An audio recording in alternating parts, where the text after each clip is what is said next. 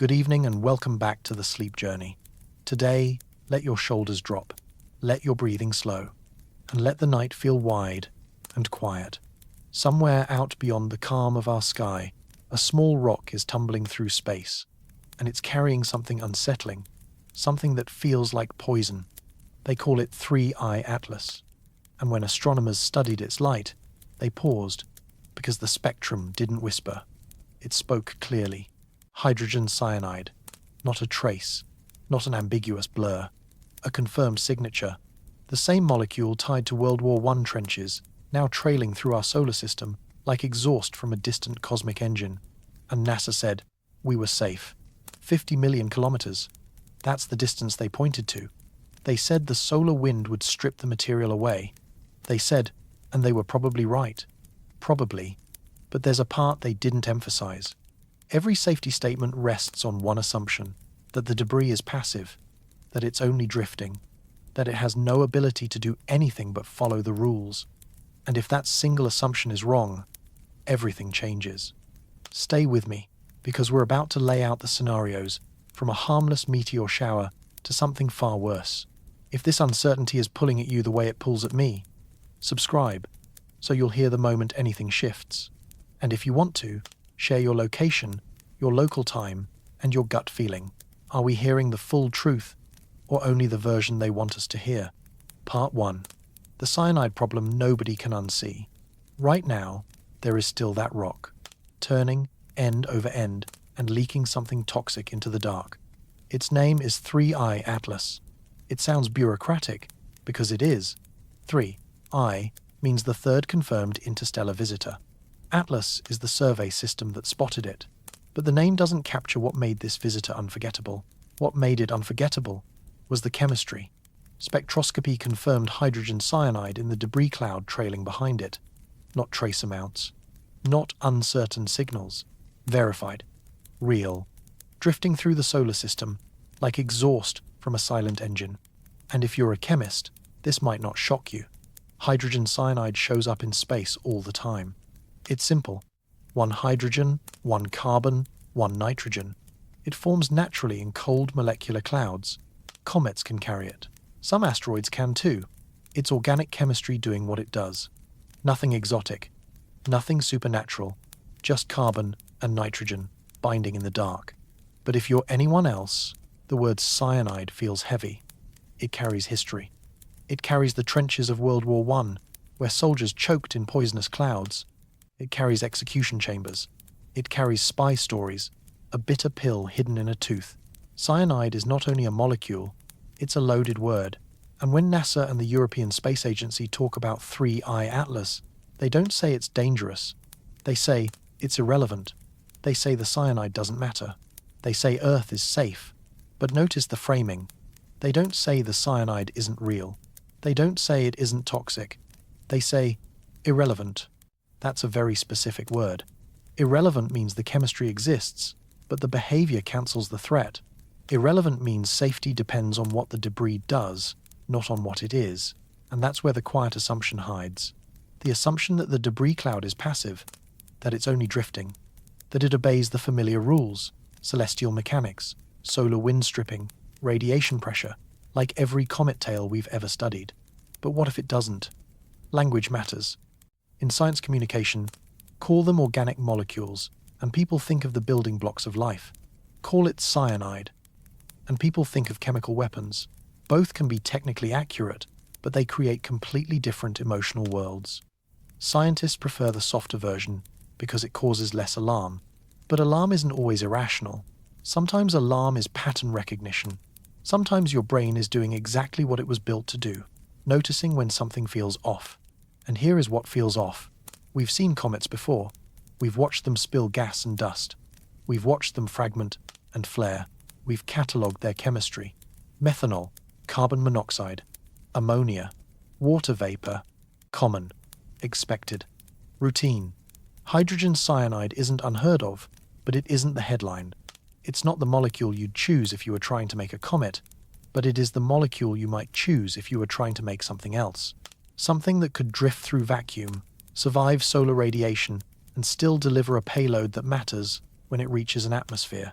I'm not saying that's what this is. I'm saying the question exists, and once you see it, you can't unsee it. The official position is clear. 3I Atlas posed no threat to Earth. It passed at roughly 50 million kilometers, more than 100 times the distance to the Moon. At that range, even if the debris cloud spread wider than expected, even if some particles drifted toward Earth's orbital path, the solar wind would strip them away. Radiation pressure would push the smallest fragments outward, out of the inner solar system entirely. Anything larger would burn high in the atmosphere, leaving nothing more than a faint meteor shower. The math works. The physics works. The models are sound. But models are only as good as their assumptions. And every model of 3I Atlas assumes the debris behaves naturally. It assumes smooth outgassing. It assumes random distribution. It assumes no guidance, no targeting, no intent. These assumptions aren't ridiculous. They're the baseline. They're where you begin, because beginning anywhere else invites chaos. But assumptions are not certainties, and the gap between them is where safety lives or dies. Here's the core tension. If 3I Atlas is just a comet fragment, a leftover from a distant stellar nursery, then the cyanide is a curiosity, a footnote, a reminder that space chemistry is strange. But if it's something else, if there's even a sliver of possibility that it was manufactured, deployed, or guided, then everything changes. The same physics that makes natural debris harmless makes artificial debris terrifying, because intent transforms probability. A 1 in a million chance becomes a guarantee if someone is aiming. No one in mainstream science is claiming that happened. But some are saying we can't rule it out. Not with certainty. Not yet. And that gap between can't prove and can't disprove is where the conversation becomes uncomfortable. Science is built on falsifiability. You test. You gather evidence. You reject or support. But how do you test for intent? How do you falsify the idea that something could be designed to look natural? You can't. Not easily. So instead, we reach for Occam's razor. The simplest explanation is usually correct. Random debris is simpler than a weapon. So random debris wins. But Occam's razor isn't a law of physics. It's a heuristic, a mental shortcut. And shortcuts work until they don't. So here we are, with a confirmed interstellar object, confirmed cyanide, confirmed flyby, and a safety model that holds as long as nothing breaks the rules. The question isn't only whether 3I Atlas was dangerous. The deeper question is, would we even know if it was? And that question doesn't disappear just because the object already passed. Part 2. The official safety model. Let's talk about why scientists weren't worried. Because they had good reasons. Really good reasons. Reasons built from decades of observation, measurement, mathematical modeling, and peer review. The model that keeps Earth safe from comet debris isn't guesswork. It's tested, reliable. It has calmed panic many times, but it's also conditional. The model works like this. When a comet approaches the sun, solar radiation heats its surface, ice sublimates, gas expands, dust gets carried along. This creates the tail. And the tail points away from the sun because the solar wind pushes it. The solar wind is a stream of charged particles, mostly protons and electrons, moving outward at roughly 300 to 800 kilometers per second. Think of it like a cosmic leaf blower. Anything small enough, light enough, gets swept backward, away from the sun, away from Earth. That's the first layer of protection. Solar wind stripping. Automatic, constant.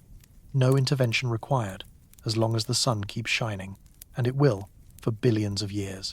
The solar wind is constantly clearing debris from the inner solar system. It's why tails grow longer near the sun and fade as comets leave. Closer means stronger wind. Stronger wind means faster dispersal. But solar wind isn't the only force. There's also radiation pressure.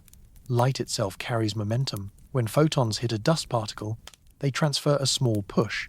For a boulder, it's nothing. A boulder doesn't care. But for particles smaller than a millimeter, radiation pressure becomes significant. It acts like a second wind, reinforcing the solar wind's effect. Together, these forces push tiny debris outward, away from planets, away from collision paths. Now add ablation. If a particle drifts into Earth's atmosphere, friction heats it. Heat vaporizes the surface. The particle shrinks. Most meteors burn up completely before they ever reach the ground. The ones that survive are usually dense rock or metal. Gas, ice, organic compounds don't make it. They disintegrate. They become streaks of light in the night sky. Beautiful, harmless. This is the mainstream model. And it works. We've tested it against real comet encounters. Earth has passed through comet debris streams before. We've flown through trails from comets like Swift-Tuttle and Temple-Tuttle. Those crossings gave us meteor showers. The Perseids, the Leonids. Predictable, annual, non-threatening. So when scientists said 3I Atlas posed no danger, they weren't guessing. They were extending proven physics. But here's where the seams begin to show.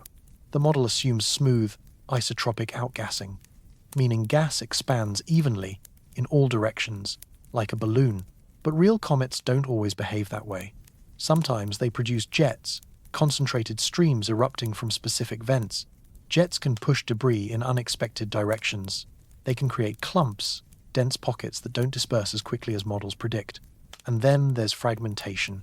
Comets break apart, sometimes slowly, sometimes suddenly. When a comet fragments, the pieces don't all follow the same path. Each fragment becomes its own center of mass, its own source of outgassing. The debris field becomes less predictable, more spread out, harder to model. You can still calculate probabilities, but the error bars widen. And in planetary defense, error bars matter.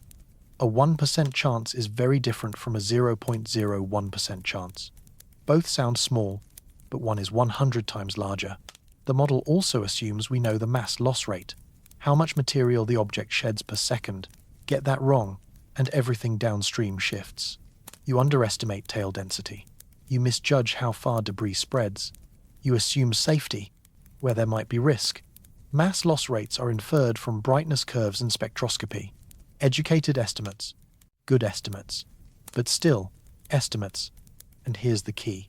The model is probabilistic, not deterministic. It doesn't say exactly what will happen. It says what is most likely. And most likely is not the same as certain. Stack probabilities, chain assumptions, confidence intervals widen. Solar wind strips most debris. Radiation pressure disperses much of the rest. Ablation handles what slips through. Each step is strong, but multiply them together, and the tiny remainder begins to feel less negligible. None of this proves the model is wrong. It means the model is conditional. It works if behavior is normal, if outgassing is smooth, if fragmentation is gradual, if debris is passive, if there is no external influence, if. Each if is a dependency, and dependencies are weak points. So when scientists said Earth was safe from 3I Atlas, what they really meant was, Earth is safe, assuming natural behavior. And that assumption held, as far as we know. As far as we could measure, that 50 million kilometer distance wasn't a shield. It was a buffer, a margin of error, a space where the model could be slightly wrong, without consequence. But margins shrink. Next time, the distance might be smaller. Next time, we may not have the luxury of 50 million kilometers. Next time, the debris might not behave as expected. And if that happens, we'll need more than probabilities. We'll need certainty. And right now, we don't have it. Because certainty requires knowing what the debris is doing. And to know what it's doing, you have to know what it can do. And to know what it can do, you have to ask what it might be. And that's the question nobody wants to touch. But it's coming anyway. Part 3. The near-miss geometry. 50 million kilometers sounds safe. It sounds like a chasm, an unbridgeable void. For context, the moon is only 384,000 kilometers away. 50 million is more than 100 times that. So the headline feels simple. We weren't even close. Except, that isn't the whole story. Because comets aren't point objects. They aren't marbles rolling through space. They are nuclei, trailing vast debris fields, fields that can stretch for millions of kilometers. A nucleus might be 10 kilometers wide, but a tail can extend 100 million kilometers or more.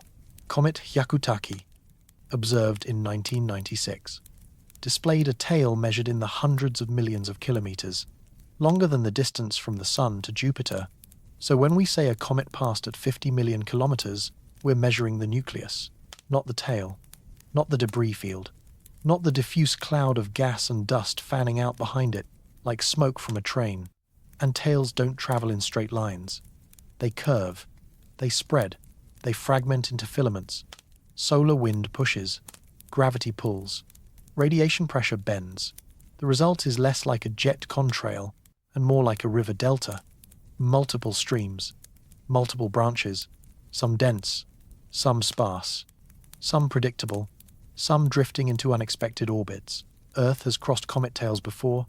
In 1861, Earth passed through the tail of a comet. Observers reported strange glows in the sky. Some claimed they smelled sulfur. Others reported mild respiratory irritation. Scientists debated whether Earth truly intersected the tail or whether people imagined symptoms. The consensus settled on this. Yes, we passed through. No, it didn't cause harm. The gas was too diffuse. Concentrations were too low. The atmosphere protected us. But notice the framing. No harm is not the same as no interaction. That distinction matters. Passing through a comet tail without an impact doesn't mean nothing happened. It means nothing catastrophic happened. Diffuse exposure is different from concentrated exposure. And atmospheric dilution is different from atmospheric chemistry. When gas enters the atmosphere, it doesn't simply vanish. It reacts. It mixes. It changes the air, even slightly. For most compounds, that's irrelevant. The atmosphere is enormous. Dilution makes most contaminants harmless. But some molecules are biologically active at very low concentrations, and cyanide is one of them. So here's the geometry problem. When we say 3I Atlas missed us by 50 million kilometers, we assume the debris stayed confined to a predictable volume. But what if it didn't? What if the tail spread wider than expected? What if fragmentation created secondary streams? What if one stream intersected Earth's orbit weeks or months after the nucleus passed? This isn't science fiction. This is orbital mechanics. Objects don't disappear after a flyby. They keep moving. They keep shedding material. And that material follows trajectories shaped by velocity, gravity, radiation pressure. If a fragment breaks off at the right angle, at the right speed, it can enter a different orbit. An orbit that, under very specific circumstances, could cross Earth's path. The probability is low, very low. Orbital mechanics is precise. We can calculate debris positions months ahead. We can model dispersal. We can predict intersections. And every model says the chance of meaningful debris reaching Earth is negligible. But negligible is not zero. And tail geometry is three-dimensional. When you see comet images, you see a tail in profile, a bright streak. But that streak has width. It has depth. It has structure. And some of that structure is invisible. Gas doesn't scatter light the way dust does. You can't see it. You can only detect it spectroscopically, which means volumes of gas could drift through space without ever becoming visible to the eye. And here is where intent changes everything. If the debris is passive, then geometry is predictable. We can estimate spread. We can estimate density. We can determine whether Earth intersects any dangerous concentration. But if the debris is active, if it has even the slightest capacity for course correction, then geometry becomes a weapon. Because a tiny change in velocity, a fraction of a meter per second, applied over weeks or months, can shift an orbit by thousands of kilometers. Enough to turn a miss into a graze. Enough to place debris where you want it. This is why misdistance can mislead. It measures separation at one moment. But space is dynamic. Orbits evolve. Debris spreads. And closest approach is not always the greatest risk. Earth doesn't sit still. It moves around the sun at about 30 kilometers per second. So does the debris. The geometry changes every second. What looks safe in one snapshot can look different hours later. Scientists know this. That's why they model full trajectories, not single moments. That's why they track debris streams for weeks after a passage. That's why they wait for comprehensive analysis before declaring all clear. But comprehensive isn't omniscient. We can only model what we can detect, and detection has limits. Small particles are invisible. Gas is invisible. Anything below a certain brightness disappears into noise. So when we say the tail posed no threat, what we really mean is the detectable portion posed no threat. The part we can't see becomes an assumption. And assumptions are where this story turns uneasy. If you assume natural behavior, the geometry stays safe. But if you allow even the smallest possibility of artificial influence, geometry turns into a targeting problem. And targeting problems have answers, very precise answers, answers that don't require magic, no faster than light travel, no impossible machines, just patience, just mathematics, and the willingness to wait for the right alignment. We didn't detect anomalies in 3I Atlas's path, no unexplained accelerations, no clear course corrections, no deviation from what a passive body should do. So the mainstream conclusion remains natural, harmless, passed without incident. But absence of evidence is not evidence of absence. And the geometry that protected us this time won't automatically protect us next time, because next time the pass might not be 50 million kilometers. Next time it might be 5 million or 500,000. And as distance shrinks, the margin for error shrinks with it. And that's when the chemistry begins to matter. Part 4. The chemistry that changed the tone. Let's talk about why cyanide feels different. In space, hydrogen cyanide is chemically unremarkable. Simple, easy to form, stable enough to survive the cold, reactive enough to join organic pathways. You find it in molecular clouds. You find it in the atmospheres of Titan and Jupiter. You find it in comet tails. It's not rare, not exotic, just carbon and nitrogen doing what they do. But on Earth, hydrogen cyanide is among the most toxic substances biology knows. It binds to an enzyme called cytochrome C oxidase, essential for cellular respiration. When cyanide blocks that enzyme, cells can't use oxygen. They suffocate, not from lack of air, but from the inability to process it. At high concentrations, death can come in minutes. At lower concentrations, hours. Even sublethal exposure can leave damage, neurological harm, respiratory distress, cardiovascular collapse. It's the kind of molecule evolution never prepared us for, because it doesn't appear in meaningful concentrations in Earth's natural biosphere. So when spectroscopy confirmed hydrogen cyanide in the debris field of 3I Atlas, the scientific community faced a choice. They could frame it as organic chemistry, a common space molecule, a sign of chemical complexity, or they could frame it as a toxin, a weaponized word, a threat. They chose the first framing, and in terms of physics, they were right, because dose matters, concentration matters, dilution matters. A few parts per billion, spread through millions of cubic kilometers, is harmless. Background noise, nothing. But the framing still felt wrong to some people, because this wasn't just any comet. This was an interstellar object. And interstellar objects are different. They come from outside the solar system. They've traveled through regions we've never sampled, different radiation environments, different temperatures, different chemical histories. The molecules they carry might be common in their home systems, but rare in ours. And rarity breeds uncertainty. Uncertainty breeds caution. Caution breeds questions. And one question kept surfacing. If hydrogen cyanide is so common in space, why does it usually appear as a minor ingredient in our comets? The answer is, we do see it, but it's rarely dominant. Water vapor dominates comet outgassing. Carbon monoxide is common. Carbon dioxide, methanol, ammonia, these outweigh hydrogen cyanide by orders of magnitude. But in 3I Atlas, the ratio felt different. Not wildly different. Not screamingly anomalous. Just noticeably shifted. Enough to raise eyebrows. Enough to make people wonder. And then, someone did the math. How much hydrogen cyanide would need to enter Earth's atmosphere to cause measurable harm? The numbers were staggering. You'd need enormous mass. Delivered quickly. Concentrated. Released high. Even then, atmospheric mixing would dilute it. Winds would spread it. Rain would scrub it out. Earth's atmosphere is a self-cleaning system. It handles perturbations. Volcanoes inject sulfur dioxide.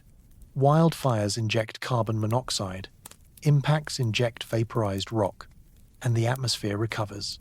Again and again. But recovery time matters. If you inject enough toxin fast enough, you can overwhelm the system for a while. Not forever. Not irreversible. But long enough to cause ecological stress. Long enough to disrupt food chains. Long enough to trigger cascading failures in already vulnerable ecosystems. And that's where speculation crept in. Because if you wanted to harm a biosphere without shattering it, if you wanted to weaken it without triggering total collapse, a diffuse chemical stressor could be more strategic than a kinetic impact. Kinetic impacts are loud, obvious. Crater-making, they generate political will for defense. But slow poisoning, a subtle upward shift in atmospheric toxins, is harder to detect, harder to attribute, harder to defend against. No mainstream scientist endorsed that scenario. But some didn't dismiss it with complete certainty either, because the chemistry was real. The delivery, at least in principle, was within physics. And if you allow for an adversary, the logic is chillingly coherent. You don't need to exterminate a species to neutralize it. You only need to stress it enough that it can't respond well to the next crisis. And in a universe where interstellar travel is possible, even for unmanned probes, the next crisis might arrive sooner than we expect. This is where the tone shifted. As long as we were talking about rocks and ice, the debate stayed academic. Trajectories, ablation, probability. Everyone agreed the risk was negligible. But when the word cyanide entered the conversation, it stopped feeling academic. It became visceral, emotional, because cyanide carries history. It carries memory. It carries the idea that chemistry can be weaponized. And once that idea enters the room, even hypothetically, it doesn't leave easily. The scientific response was quick. Press releases emphasized low concentrations, solar wind dispersal, atmospheric protection, no credible threat, and all of that can be true and still miss the deeper fear.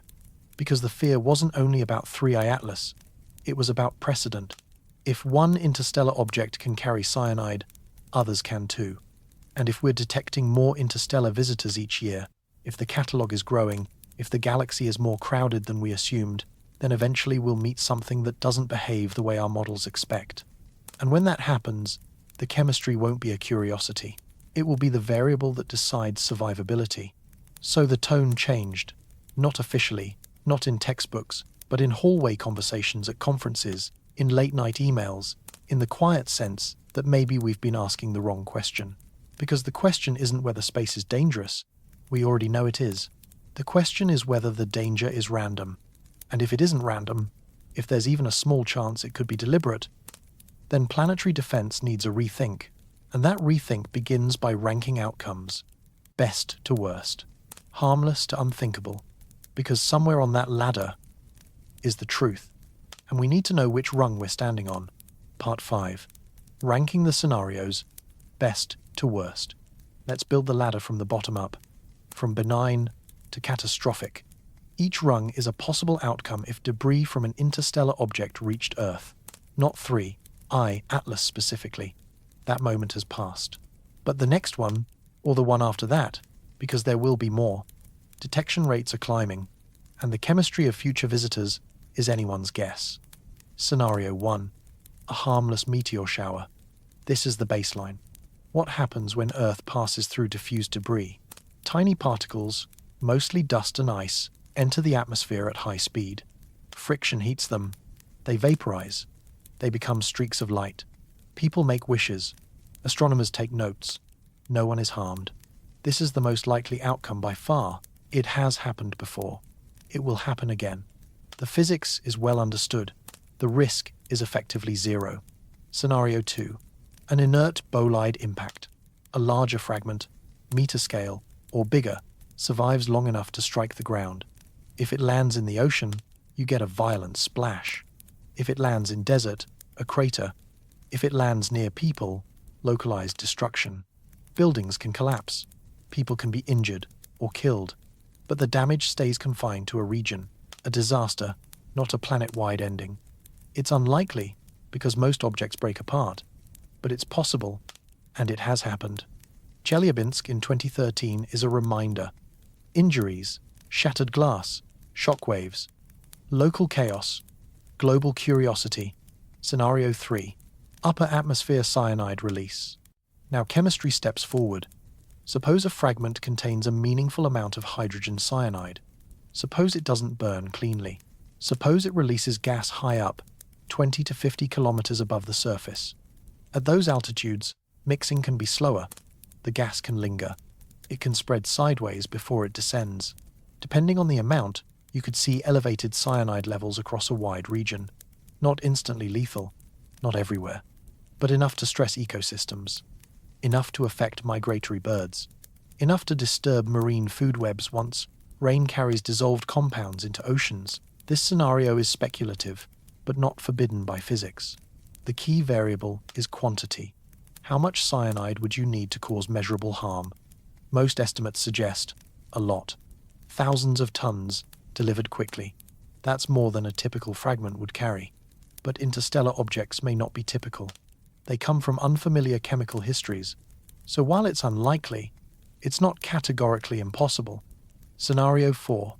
A guided chemical payload. Now we move into the realm that makes people uncomfortable. This scenario assumes the object isn't natural, that it was constructed, aimed, loaded with a specific agent, sent on a trajectory calculated to intersect Earth's orbit on purpose. This isn't a random fragment. It's a weapon. And here's what makes it frightening. It doesn't require advanced propulsion. It doesn't require faster than light travel. It doesn't even require constant guidance. It only requires patience. If you know orbital mechanics, you can set an intercept decades in advance. You choose the velocity, you choose the angle, you release it, and you wait. No fuel needed after launch. No communication needed. Just ballistics and mathematics. The payload doesn't need to be enormous. A few tons, deployed at the right altitude, could contaminate sections of the stratosphere. Not enough to sterilize Earth, not enough to end all life, but enough to weaken, enough to disrupt, enough to make the next disaster harder to survive. This scenario requires intent, an adversary, technology, a worldview in which interstellar conflict is plausible. Most scientists will call it absurd. Distances are vast, timescales are long, motive seems thin. Why would anyone bother? But absence of motive isn't proof of absence. And dismissing low probability scenarios has a cost. Because low probability events still happen. The universe is old. The galaxy is large. We've been broadcasting our presence for about a century. Radio leakage, moving outward at the speed of light. Any civilization within roughly 100 light years could know we exist. And if they know, they've had time to decide what we are. Interesting, threatening, or simply inconvenient. I'm not saying this is what happened. I'm not saying 3i Atlas was a weapon. I'm saying the scenario exists. And once you admit it exists, it's harder to pretend it can't matter, because civilizations rarely fall to the dangers they predict. They fall to the ones they refuse to imagine. So where does 3i Atlas sit on the ladder? Scenario 1, most likely. Scenario 2, possible, but uncommon. Scenario 3, speculative, within known physics. Scenario 4, theoretically possible, evidence-free. But here's the problem. Every rung assumes passivity. No guidance. No targeting. No intelligence. And that assumption is load-bearing. If it's wrong, even slightly, the ladder collapses. Because passive objects obey statistics. Active objects obey intent. And intent doesn't care about probabilities. Intent makes the improbable certain. Which brings us to the caveat, the variable that keeps experts awake, the question science struggles to answer, because science tests mechanisms, not motivations. And the mechanism for turning a harmless meteor shower into something worse doesn't require magic. It only requires someone willing to use it. Part 6. The mass loss assumption. Every safety model begins with a number. How much material is the object shedding? How fast is it losing mass? How dense is the debris cloud at each point along the path? These are not academic questions. They are the foundation of prediction. Get the mass loss rate right, and you can forecast debris positions weeks ahead. Get it wrong, and your confidence dissolves. For many comets, mass loss appears steady. As they approach the sun, heating increases. Ice turns to gas. Gas expands. Dust comes along. The process looks smooth, continuous. We measure brightness, estimate active surface area, approximate sublimation rates, and we get a number that usually holds up. This is how comet modeling has worked for decades. And often, it works well. But it works because the comets we know tend to behave within familiar boundaries. They're leftover chunks from our own system's formation. They've orbited the sun for billions of years. Their structures are porous, but not alien. Their chemistry is familiar. When they outgas, it usually fits patterns. When they fragment, it's often gradual. Erosion, decay, slow loss. Except when it isn't. Sometimes, steady is an illusion. Shoemaker Levy 9 proved that. It didn't simply wear down. It shattered. Tidal forces from Jupiter tore it into many pieces. Each fragment became its own object, its own trajectory, and when those fragments struck Jupiter, the scars were visible from Earth. For months, that energy release was staggering. If a similar chain of fragments hit Earth, it would not be a local disaster. It would be global. So fragmentation isn't a footnote. It's a failure mode. And the problem is, we can't predict fragmentation with certainty. We can estimate structural integrity. We can model tidal stresses. We can talk about porosity. But comets are loosely bound, held together by weak gravity, barely stronger than the forces trying to pull them apart. Sometimes thermal stress is enough. Sometimes a tiny impact is enough. Sometimes nothing obvious happens, and it still breaks. And when it breaks, the debris doesn't stay on the original path. Each piece becomes its own world, its own spin, its own outgassing pattern, its own small pushes and drifts. The result is a debris cloud more spread out, more irregular, more difficult to model. And chaos is the enemy of prediction. Now add episodic outgassing. This is gas released in bursts, not a steady stream. Pressure builds under the surface. A crack opens. A jet erupts. Material is pushed in a specific direction. Then pressure drops. The crack settles. And things look calm until the next burst. These bursts create plumes, dense pockets, material that does not disperse like a smooth tail. A plume can drift for days, sometimes weeks, before solar wind breaks it apart. And if Earth intersects a plume, that encounter is different. Fog versus smoke. One barely noticed, one choking. So the question becomes, how do we know 3I Atlas didn't fragment? How do we know it didn't outgas in bursts? How do we know its debris field stayed smooth and predictable? The honest answer is, we don't know with certainty. We observed it for a limited window. We took spectra. We calculated its orbit. We estimated mass loss based on brightness and familiar behaviors. And then we projected forward. We assumed the pattern would hold. We assumed no surprises. Maybe that assumption was correct. Probably it was. But probably is not the same as definitely. And the distance between those two words is where rare events live. Because 1 in a million sounds safe. It sounds like almost never. But on cosmic timescales, 1 in a million is simply, eventually, consider large asteroid impacts. The yearly odds might look tiny.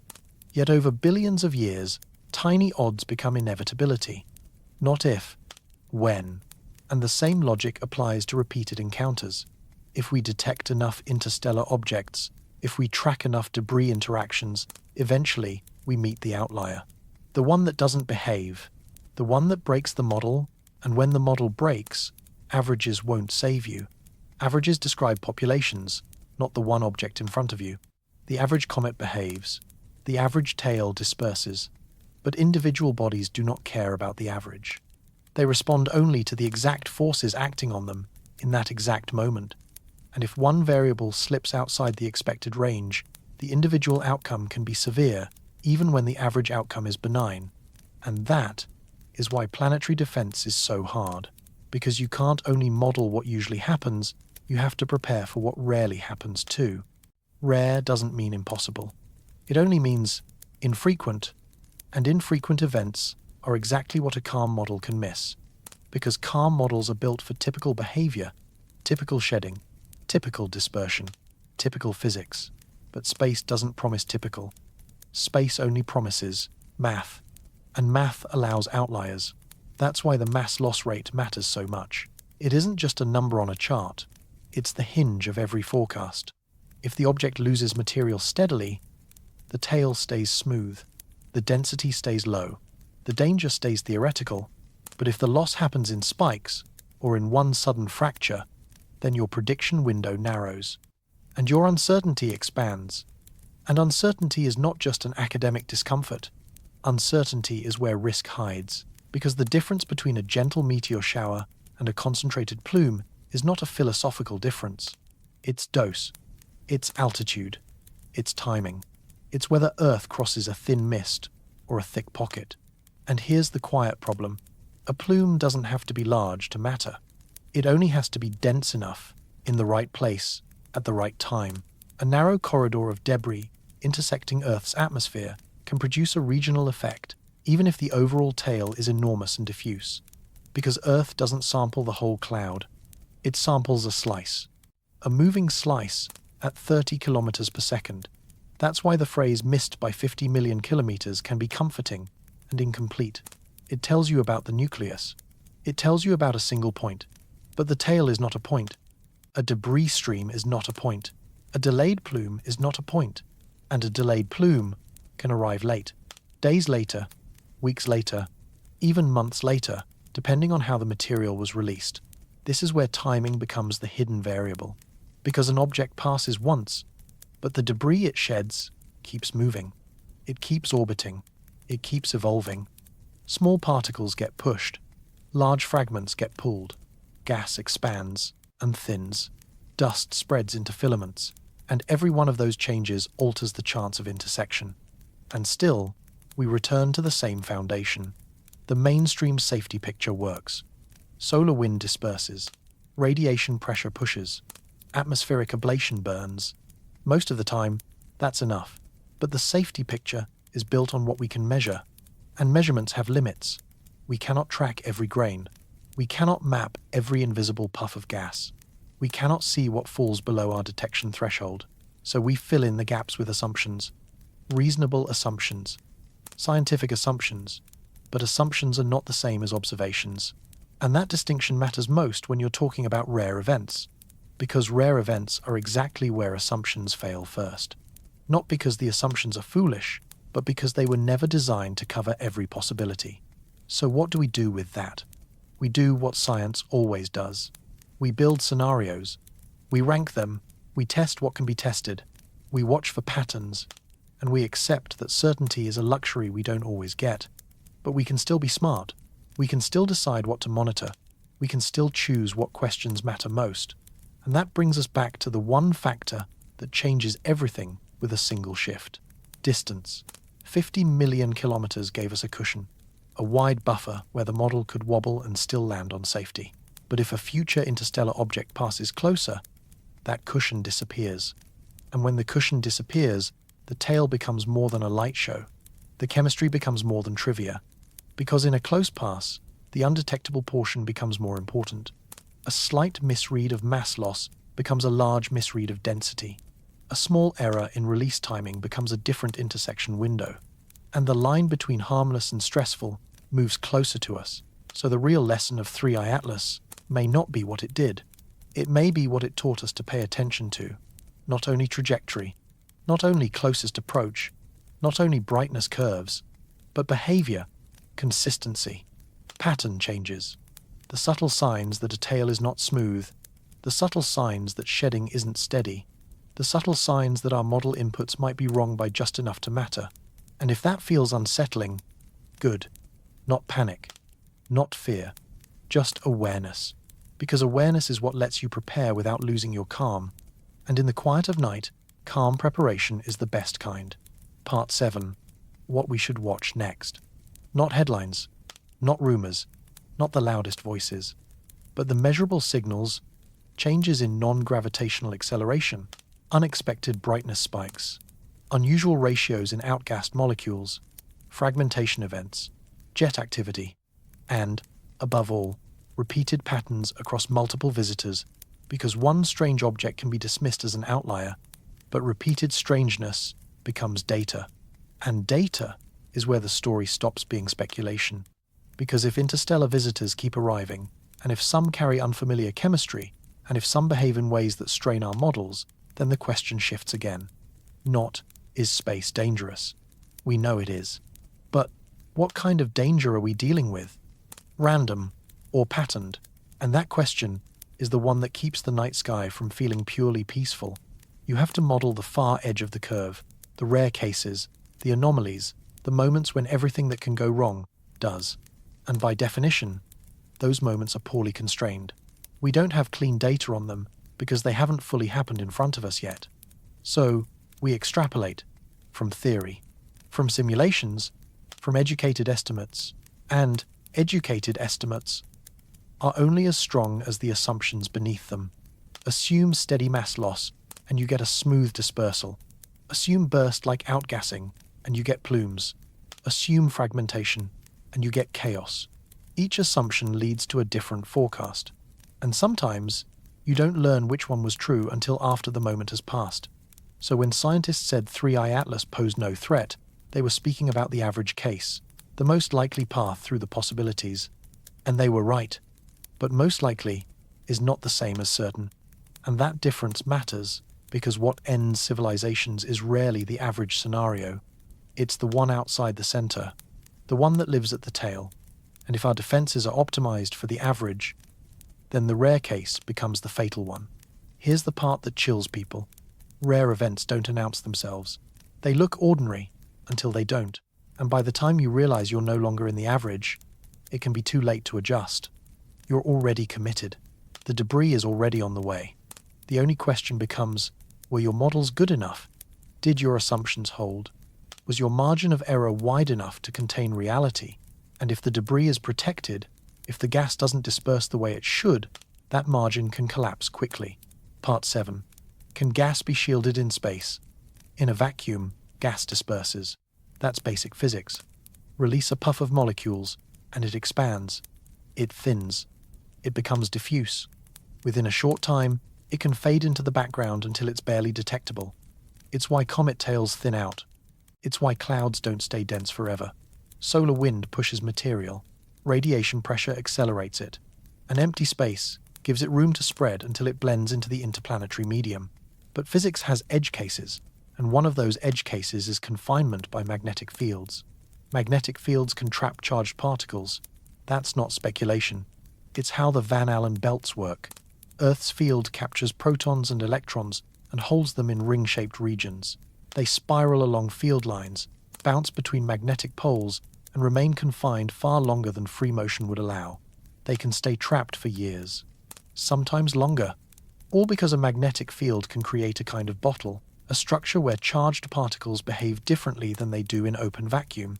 Now, hydrogen cyanide is neutral, not charged. So in the simplest view, magnetism shouldn't affect it much. And in most cases, it doesn't. But there's a wrinkle. Sunlight can ionize molecules. Ultraviolet radiation can strip electrons, turning a neutral molecule into an ion. And once it's charged, magnetic fields can influence its motion. Not like they influence protons, not with that strength, but possibly enough to slow dispersal, to shape flow, to allow pockets of density to persist longer than you'd expect from pure expansion. Comets also interact magnetically, not with strong internal magnets, but through induced fields. As the solar wind meets a comet's ionized environment, it creates structure. It bends tails. It forms filaments.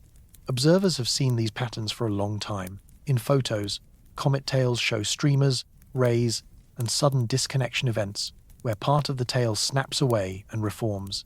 Those features come from magnetic interactions. They're a reminder that gas doesn't always just fly outward evenly. Sometimes it gets organized, channeled, confined, at least temporarily. So the question becomes, could debris from an interstellar visitor hold structure longer than we expect?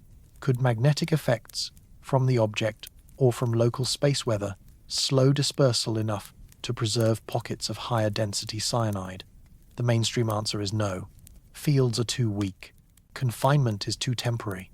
Even if dispersal slowed tenfold, you'd still end up with gas spread over enormous distances, too thin to matter, too diluted to threaten Earth. But that conclusion assumes natural fields, natural limits, natural processes. Now, let me be very clear. What I'm about to describe is speculative, not supported by direct evidence, not part of mainstream consensus. But it is physically possible. And for risk, physical possibility is the threshold for concern. If an interstellar object were manufactured, If it were designed to carry a chemical payload, then confinement could be enhanced artificially. You wouldn't need a massive magnetic field, only a small, localized one, something generated internally, a coil, a current loop, a field sustained by slow power sources, radioisotope decay, stored charge, long-lived systems. It wouldn't need to trap gas forever, only long enough to keep a payload coherent until it reaches the target window.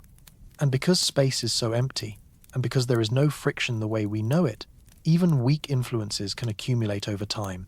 Weeks, months. That isn't science fiction. It's engineering logic. We already use magnetic confinement principles in fusion research, in accelerators, in industrial plasma control. The principles are known. The only question is motive. If the goal is observation, you don't need confinement. But if the goal is delivery, if you want a payload to arrive concentrated and effective, then confinement becomes sensible. And here's what makes the scenario unsettling. You might not notice it. Magnetic fields are invisible. They don't shine. They don't reflect light. Unless you're close enough with specialized instruments, you might never know they were present. The object would look natural. It would outgas like a comet. It would follow a ballistic path. It would pass the tests we use to classify interstellar visitors. But inside, there could be simple equipment. Nothing exotic. Nothing cinematic. Just enough to slow dispersal. Just enough to maintain structure. Just enough to keep a chemical pocket from thinning too soon. Did 3I Atlas have that? Almost certainly not. We saw no strong anomalies. No behavior that clearly broke expectations.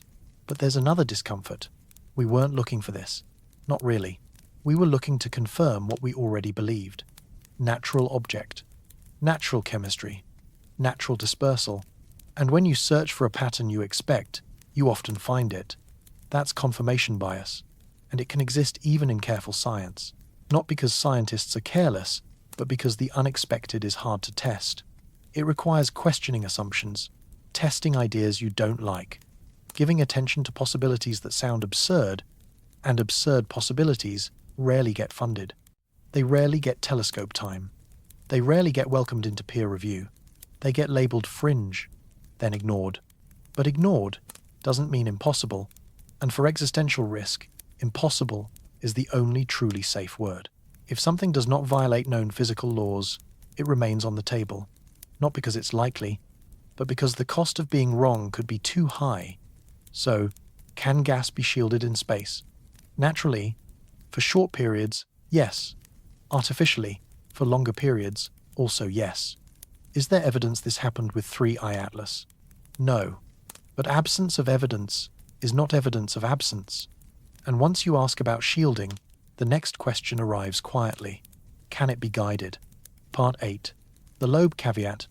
Avi Loeb is an astrophysicist at Harvard, known less for claiming certainty and more for being willing to say what many won't say out loud. In 2017, when the first confirmed interstellar object 1I Oumuamua passed through our solar system, Loeb suggested an uncomfortable possibility. Not a rock, not a comet, but perhaps artificial, maybe even a light sail. A thin sheet designed to catch photons and gain acceleration. The community reacted predictably. Skepticism, pushback, accusations of sensationalism, and the consensus leaned toward natural explanations. A nitrogen ice fragment, a hydrogen-rich piece that outgassed, a fragile rubble pile, something natural, something ordinary, something that didn't require engineered intent. But Loeb pointed out a complication. Some natural explanations also struggled. They required special conditions, rare formation pathways, unusual compositions. Each natural model had to bend a little, and his question was sharp. If you're already invoking rarity, if you're already saying this is a strange outlier, then why is artificial origin automatically less plausible than a natural freak occurrence? That's the caveat, not a claim, a question. If we cannot definitively rule out an artificial origin, why do we talk as though we can? Most scientists reply, fairly, that we don't need to rule it out. We use Occam's razor. Natural explanations are simpler. They require fewer assumptions. They don't invoke intelligence or intent. So they win, by default. And Occam's razor is useful. It keeps us from chasing phantoms. It keeps science grounded. But Occam's razor isn't a law of nature. It's guidance. And guidance can break when the stakes become high. Because simplicity is a virtue when you explain the past. But when you assess future risk, simplicity can become a trap. The simplest story isn't always the correct story. And the correct story isn't always the safe one. Here is what Loeb emphasizes. Minimal thrust changes everything. You don't need rockets. You don't need blazing engines. You don't need dramatic propulsion. Tiny adjustments, fractions over long time, applied patiently for weeks or months, can reshape a trajectory. Enough to correct errors. Enough to shift timing. Enough to turn a flyby into an intercept. And the unsettling part is this. Minimal thrust can hide. An acceleration spread thinly over days can look like outgassing, or radiation pressure, or measurement noise. Unless you are specifically searching for it with extreme precision, it can disappear into the blur. So you assume natural behavior. You calculate a safe pass. You issue an all clear. And then, a tiny adjustment shifts the outcome. This isn't a UFO story. It's orbital mechanics. If you can produce even a whisper of thrust, you can guide. And guidance transforms probability into certainty. A 1 in a million chance becomes 100% if something is steering. Critics reply, again, fairly, that we've never clearly detected such thrust in an interstellar visitor. And that's true, but we've only observed a handful. 1, 2, 3, with candidates still debated. That's not a large sample. We're trying to understand a climate from the first few drops of rain, and rain can be gentle, right up until it becomes a storm. So here's the caveat, stripped of controversy. If an object can generate thrust, even minimal, then passive debris models don't apply cleanly. The math changes, risk changes, response time changes. A passive object gives you warning. You track it. You forecast. You breathe. But an active object could wait. It could look passive. It could behave normally, until the moment it doesn't. And by then, it may be too late. Now, I'm not saying 3i Atlas was guided. I'm not saying it carried propulsion. I'm not saying it was anything but natural. I'm saying something quieter. If guidance is physically possible, then our comfort depends on detection.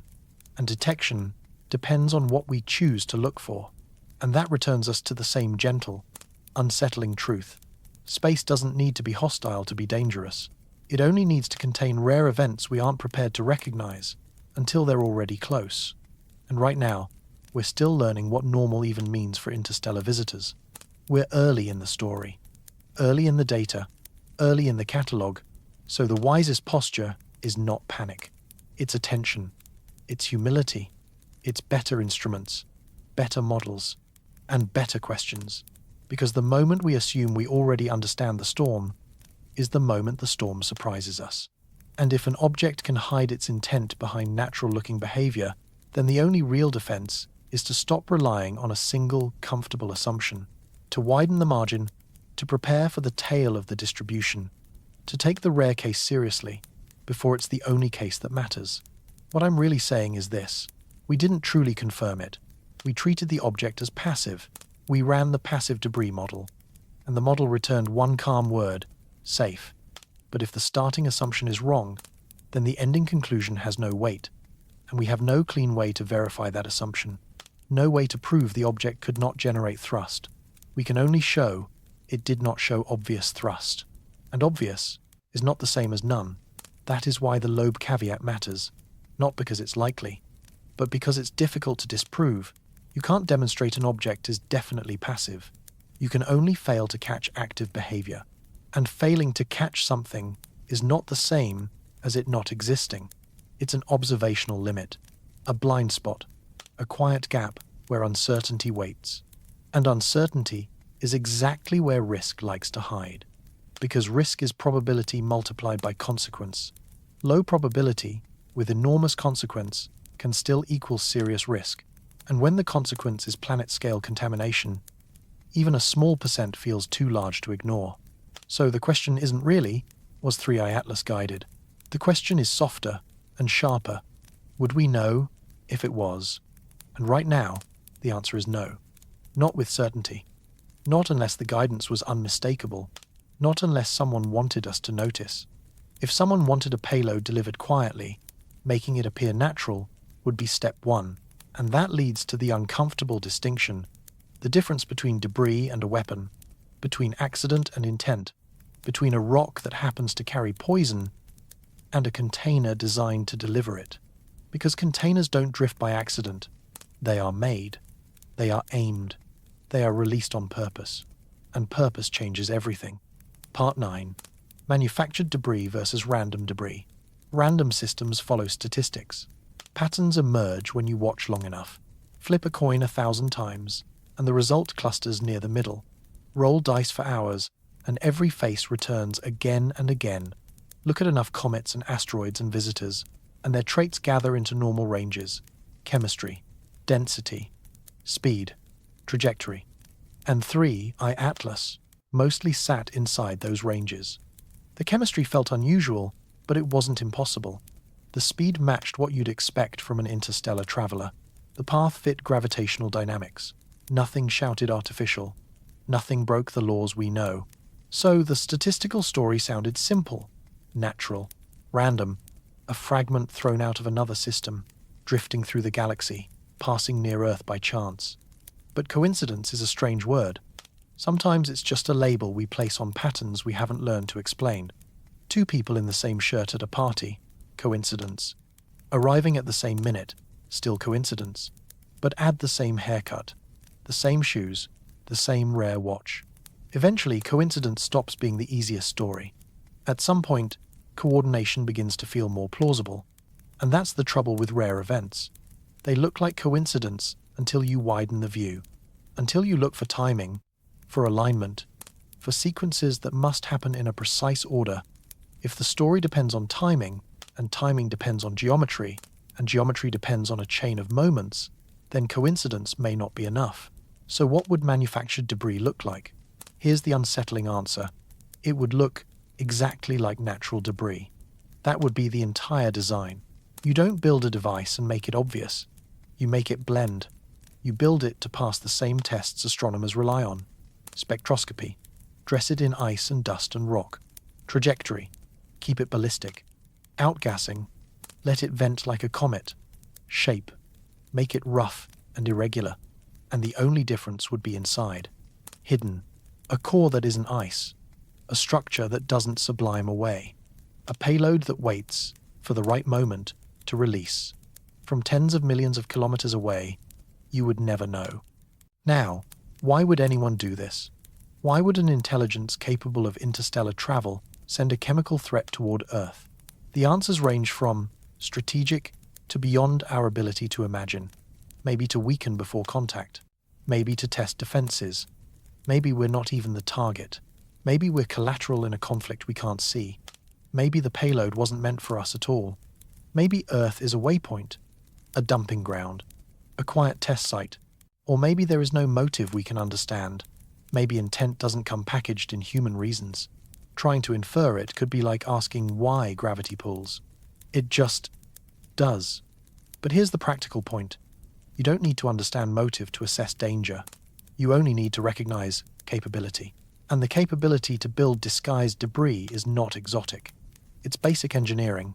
A container, a chosen chemical, a shell of ice or rock, a calculated trajectory, launch and wait. Decades, centuries.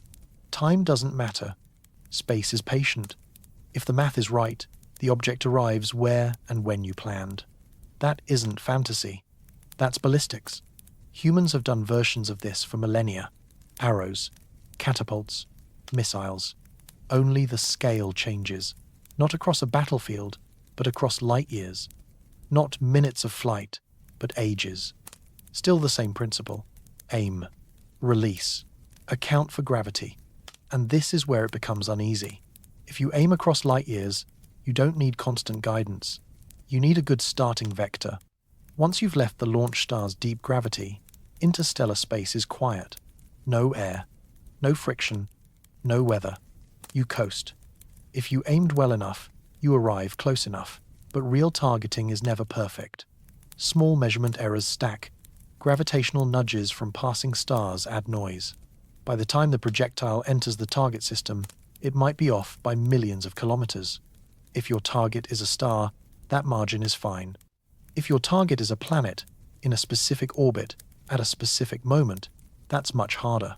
And that's where minimal thrust matters. That's where the Loev caveat becomes relevant again, because even a tiny correction ability can close the gap. A few small adjustments in the final years can shift a near miss into a hit. It can tune the timing. It can choose the window. And the startling part is how little it would take. A simple thruster, a timer, a few grams of propellant, no artificial intelligence required, no live communication, just a clock and a plan. Fire at this time.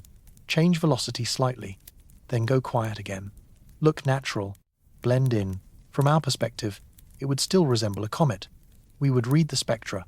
We would see outgassing. We would map the trajectory.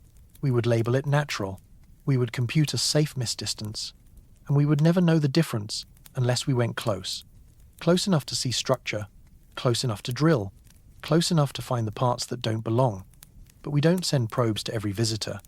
We barely send probes to any. They are fast. They are distant and often detected late. By the time a mission could launch, the object is already leaving. Past Jupiter, past Saturn, already gone. So if someone wanted delivery without detection, disguise would work. It would work quietly. And almost perfectly, we would see a comet. A strange comet, perhaps. Odd chemistry. Maybe. But still a comet. Still likely safe, until it wasn't. And by then, debate would be over. The question wouldn't be, was it artificial? The question would be, how do we respond? How do we survive? How do we prevent the next one? But prevention requires detection, and detection requires suspicion. And suspicion requires pushing through a psychological firewall. Because that firewall is real. It's part of the scientific method. Sometimes it protects us from nonsense. Sometimes it shields us from wasting time. But sometimes it can also blind us to uncomfortable possibilities. Part 10. The psychological firewall in science. Science is conservative on purpose. It has to be. If you chase every wild claim, you burn resources. You lose credibility. You drown in noise. So science builds filters. Mental barriers that separate plausible from implausible. Testable from untestable. Evidence from speculation. Most of the time, this works. It's why science progresses. Why models improve. Why predictions get sharper. The firewall keeps out the junk. Astrology. Perpetual motion. Ideas that violate basic physics. But every firewall has a cost. It can block true signals along with false ones. It can reject ideas that sound absurd even when they are correct. Continental drift once sounded ridiculous. Plate tectonics faced decades of resistance. Until evidence piled up so high the firewall had to move. Meteorites were dismissed too. For a long time, scientists rejected reports of stones falling from the sky, until analysis showed compositions that didn't match Earth. And someone finally admitted the witnesses might have been right. This is the danger. The firewall prevents error, but it also creates inertia. Paradigm shifts become slow, painful, resisted, because admitting the firewall failed once means admitting it isn't perfect. And imperfect filters are unsettling, because if they miss something before, they could miss something again. So when an idea touches the firewall and feels plausible but uncomfortable, the response is often dismissal. Not always because evidence refutes it, but because the implications feel unacceptable. Accepting it would require rewriting assumptions, admitting uncertainty where there was confidence, taking seriously a scenario that feels like fiction. And cyanide did something like that, because cyanide isn't emotionally neutral. It isn't just chemistry. It carries the idea of weaponized poison. So when hydrogen cyanide appeared in 3I Atlas, the community couldn't simply shrug. They had to respond. They had to explain. They had to reassure. And the reassurance was likely correct. Low concentration, predictable dispersal, negligible threat. But the fact that reassurance was needed at all matters. It suggests the firewall noticed something, a pattern, a reason to pay attention. Now here is the complication.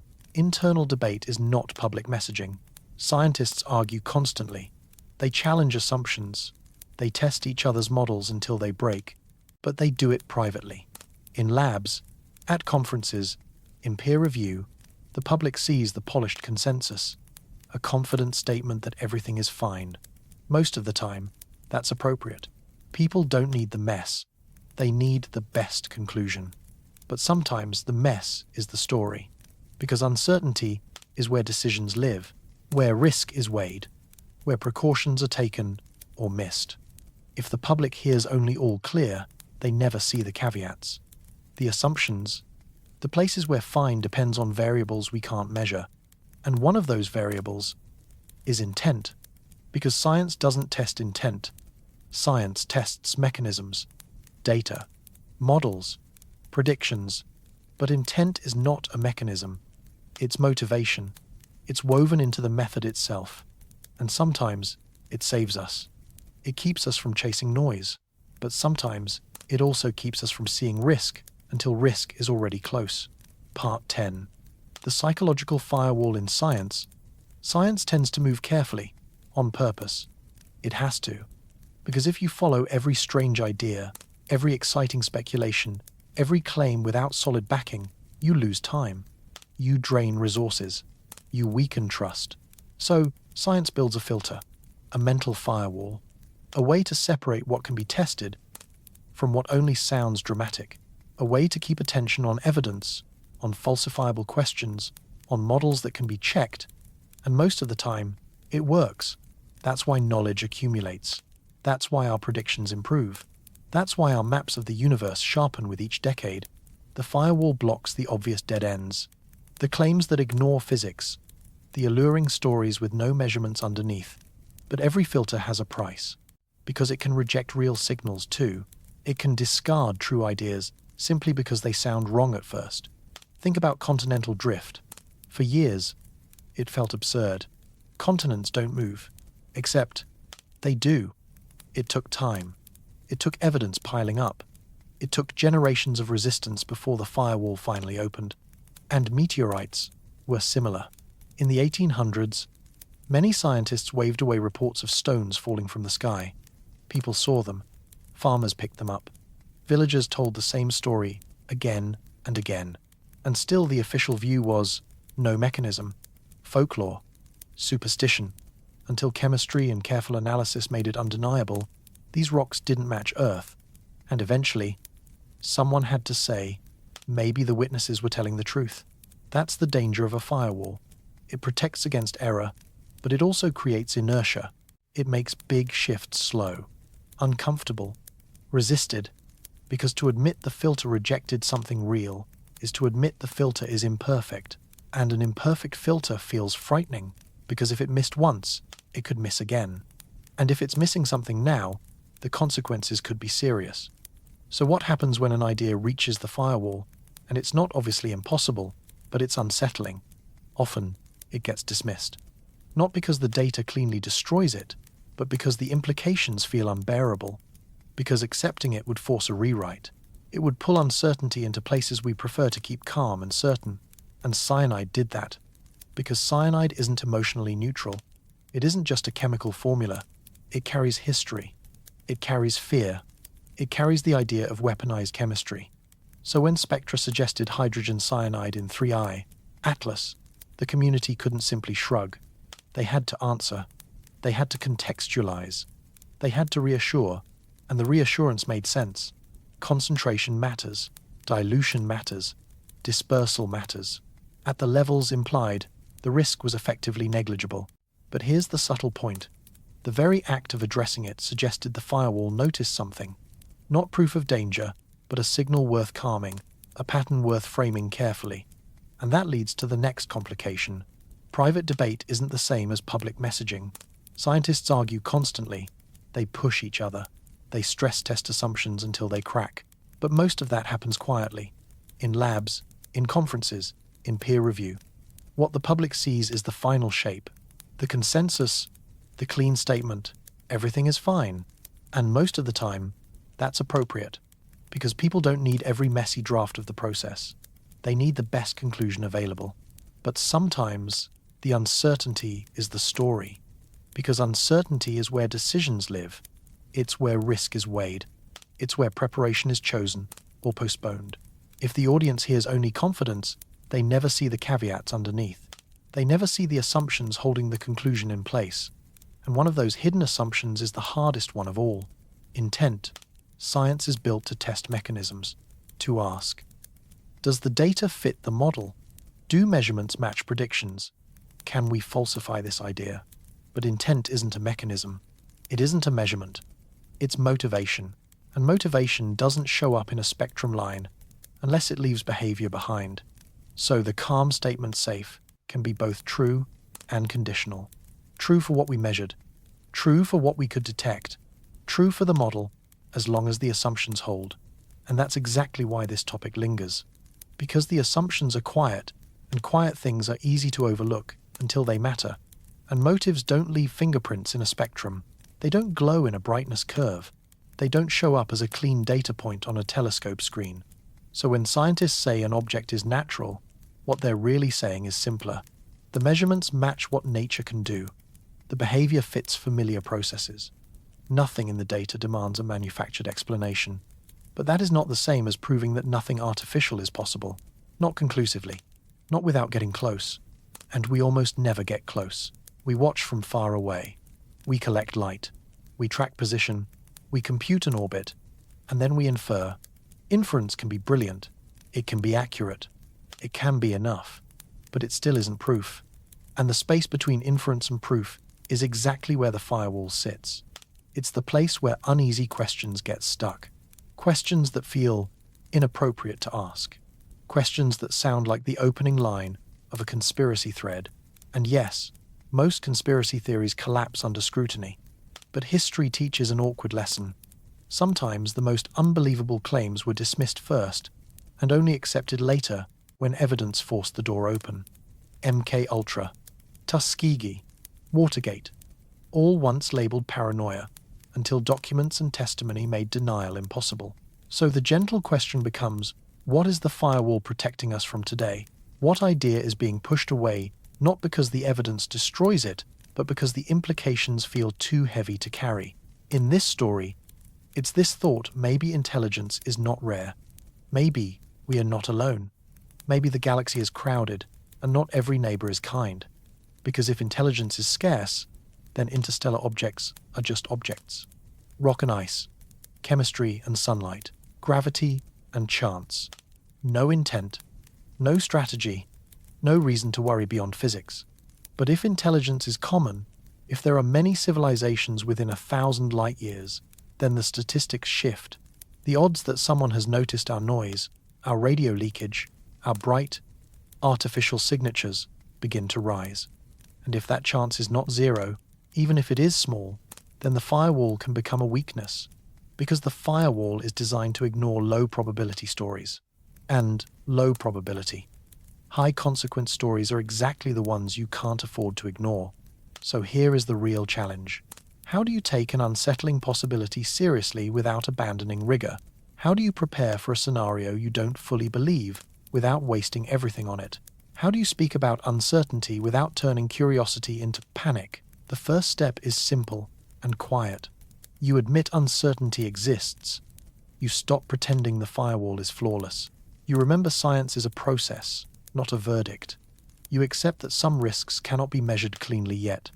Some questions don't have answers in the present tense. Some threats can't be put into a neat percentage. And the universe is not obligated to fit inside our comfort.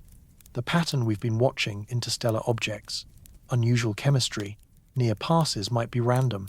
It is probably random, but probably is not the same as certainly, and that difference can be larger than it sounds. Part 11. Solar wind is not as steady as we assumed. For a long time, we treated the solar wind like a dependable background stream, a constant flow of charged particles leaving the sun at broadly predictable rates. Our models leaned on that. Our safety calculations leaned on that. We knew it varied with flares, with eruptions, with the solar cycle, but those were treated as temporary ripples on a stable baseline. Except the baseline may not be stable, because a spacecraft has been doing something remarkable, diving closer to the sun than anything ever built before, the Parker Solar Probe. And among its many observations, one idea stands out. The solar wind is not always smooth.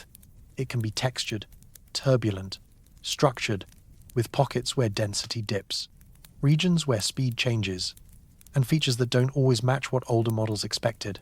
Some of these patterns appear even in quieter phases of the cycle, when we would normally expect the flow to be calm.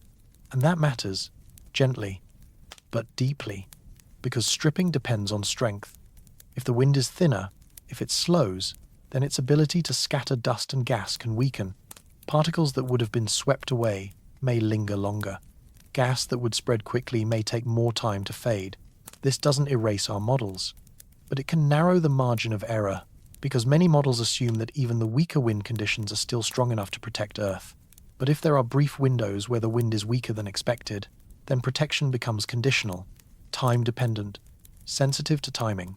And timing is the quiet lever that makes unsettling scenarios feel sharper. Because if someone wanted a window, a moment when dispersal is reduced, a moment when the clearing breath of the sun is softer, that is the moment they would choose. These windows, if real, would be rare, short, hours, perhaps, or days. But rare is not the same as irrelevant. And if a payload arrived during the soft part of the stream, then the clearing effect could be less reliable than we assume. The gas doesn't vanish as quickly. The debris doesn't spread as widely. Concentrations remain higher, for longer. That's the uneasy implication. And it's still being studied, still being refined. So when anyone says safe, they may be using models that are excellent, but not finished. And solar wind complexity isn't the only new tool in the room, because we're also learning something else. Machines can notice patterns humans never think to look for. Part 12. AI is flagging orbital oddities humans might miss. Humans are built for pattern recognition. It's one of our strengths. And it's also a trap. We see faces in clouds. We see meaning in randomness. We connect dots that never belong together. Science tries to protect us from that. With statistics, with repetition, with skepticism. But even careful scientists have habits. We smooth data. We fit curves. We assume continuity. We set aside outliers. Most of the time, that's reasonable. Because most outliers are noise, instrument quirks, measurement errors, random fluctuations, but not all of them. Sometimes an outlier is the signal, a real deviation, a true anomaly, and if you smooth it away too quickly, you lose the only clue that mattered. AI doesn't see the world the way we do. It doesn't care what should happen. It doesn't feel embarrassed by an odd result.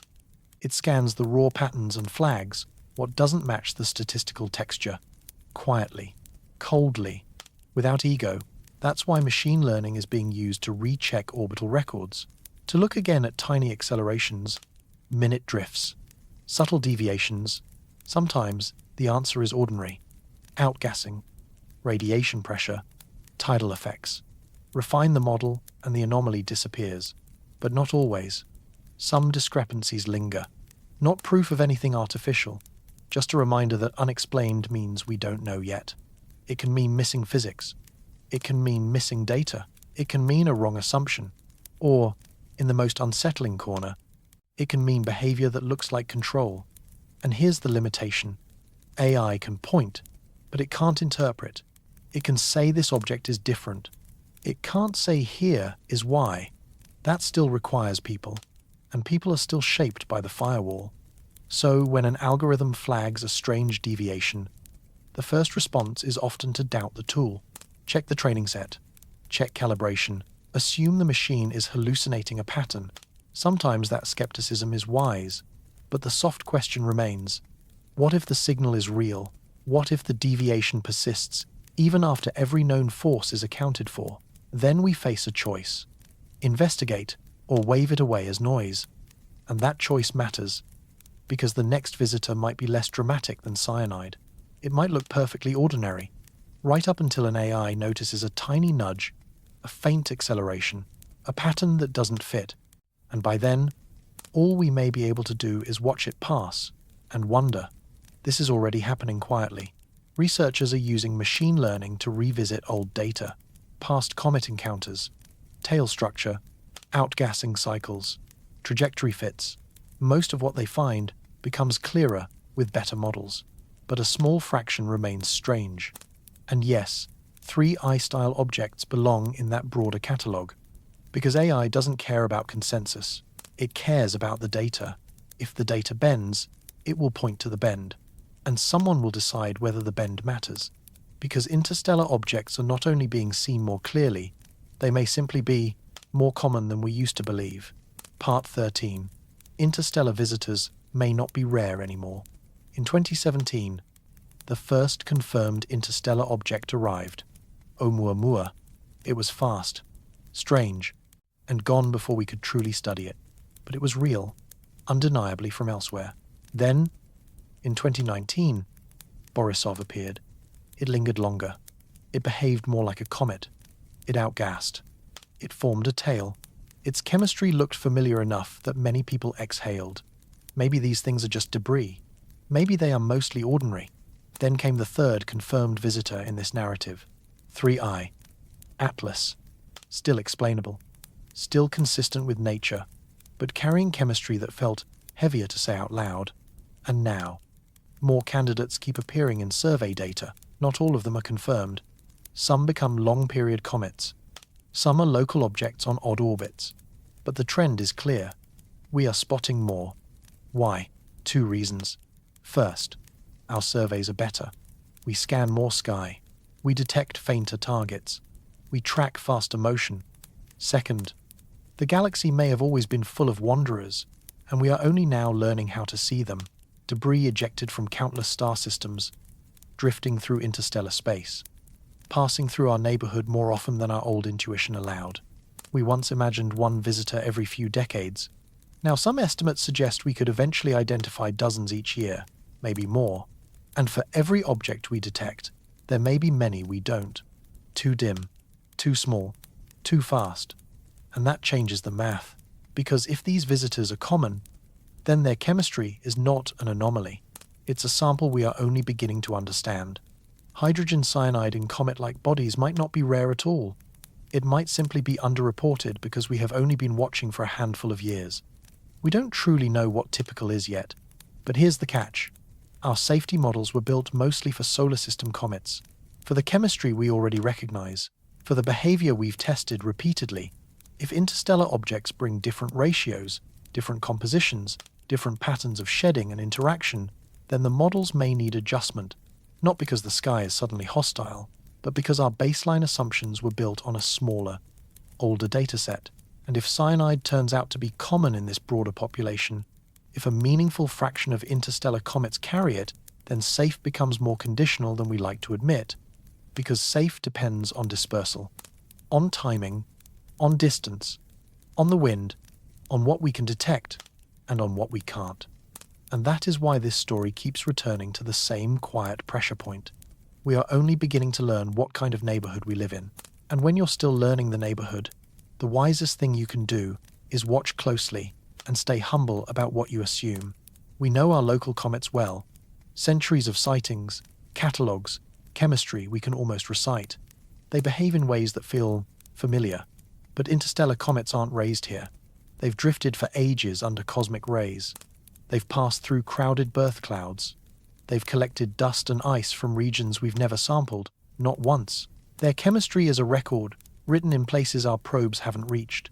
And some of those places could make molecules we're simply not ready for, not only cyanide, other volatiles, other reactive organics, things that are harmless in the cold vacuum, yet disruptive inside an atmosphere, things our models don't include, not because we ignored them, but because we didn't know to.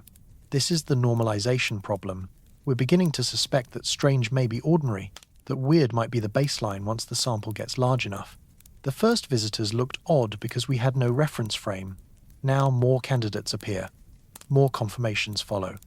And as the collection grows, patterns start to form. They hint at a galaxy that is chemically varied, more varied than our solar system, and less predictable.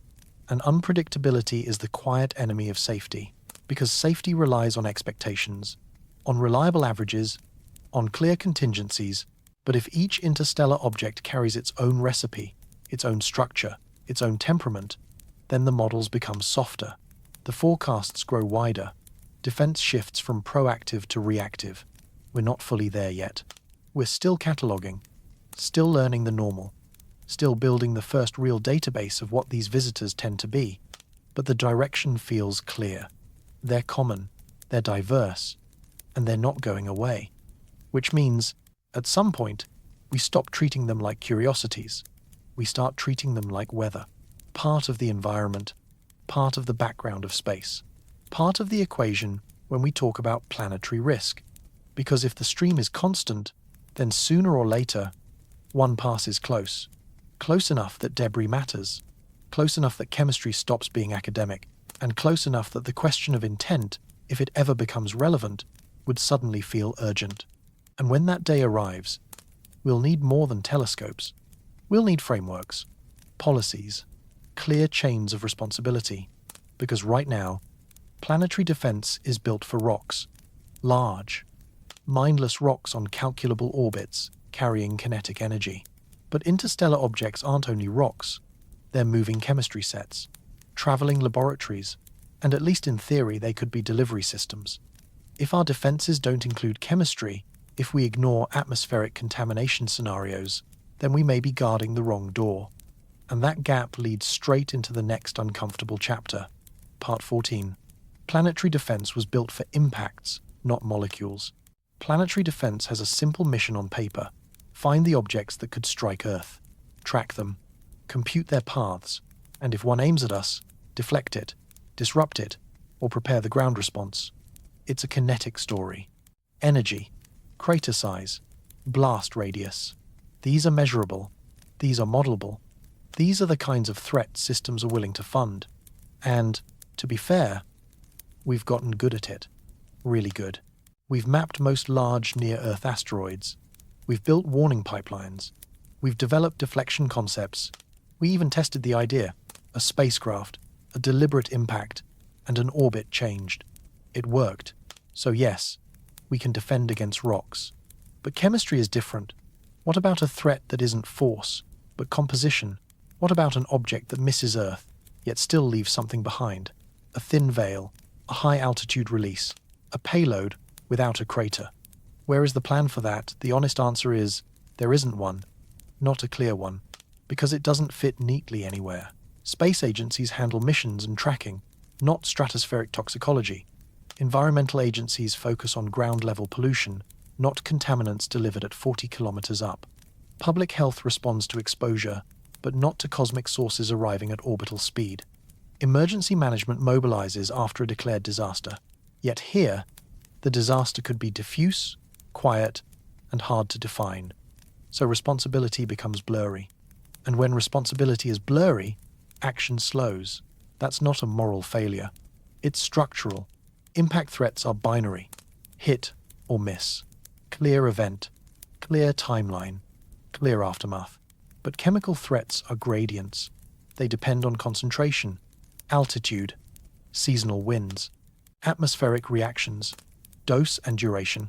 And because they're harder to model precisely, they're easier to postpone. Not because anyone wants to ignore them, but because the system wasn't built to hold them. Imagine a simple question. If an object released cyanide at high altitude, who leads the response? And the answer tends to be someone else.